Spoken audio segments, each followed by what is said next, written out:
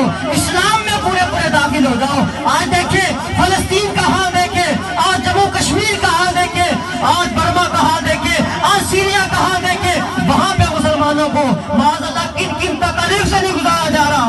یہ وجہ کیا ہے میرے میٹھے اور پیارے اسلام بھائیوں؟ یہ وجہ یہی ہے کہ آج ہم نے اپنا اسلام چھوڑ دیا، ہم نے قرآن چھوڑ دیا، ہم نے حضور کا فرمان چھوڑ دیا۔ جب ہم ان چیزوں کو چھوڑ کے ان سے آگے گزرنا چاہتے ہیں تو کوئی نہ کوئی مصیبت آڑے آ جاتی ہے، کبھی کورونا کی صورت میں آ جاتی ہے، کبھی جانوں کی بیماری کی صورت میں آ جاتی ہے، تو کبھی کس بیماری کی صورت میں آ جاتی ہے۔ میرے میٹھے اور پیارے اسلام بھائیوں، ہماری بقا ہے جو وہ اسی میں ہے کہ آج ہم اپنا رہن سہن، چلن پھرن، بات چیت کرنا تمام اسلام کے مطابق کر لیں، انشاءاللہ عز و جل پھر وہی انشاءاللہ پھر کسی بھی اسلام کی بیٹی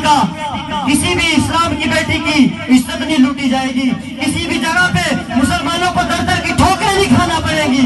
کیوں؟ کیونکہ اسلام عزتیں دیتا ہے۔ ہاں، اسلام عزتیں دیتا ہے۔ اسلام کے ساتھ چل کے تو دیکھیں نا میرے میٹھے پیارے اسلام بھائیوں، میں نہیں دو چیزوں پہ اپنی گفتگو کو ختم کرنا چاہوں گا کیونکہ دعا کا ٹائم بھی ہونے والا ہے۔ ان پہ کافی تفسیر ہے اس کے اندر کہ پہلے سب سے عقائد درست ہو جائیں، اس کے بعد عبادات درست ہو جائیں۔ یہ تو میں نے صرف نماز کے حوالے سے عرض کیا، اس کے بعد روزہ بھی ہے، زکوٰۃ بھی ہے، حج بھی ہے، تمام معاملات ہیں۔ ان کو انشاءاللہ اگر ہم شریعت کے مطابق کرنا شروع کر دیں گے تو انشاءاللہ عز و جل ہماری دنیا بھی اچھی ہو جائے گی، آخرت بھی اچھی ہو جائے گی۔ آخر میں پھر دعا گو ہوں کہ اللہ پاک شاہ صاحب کی بے حساب حتمی مغفرت فرمائے۔ ہمارا یہ مل بیٹھنا ان کے لیے اس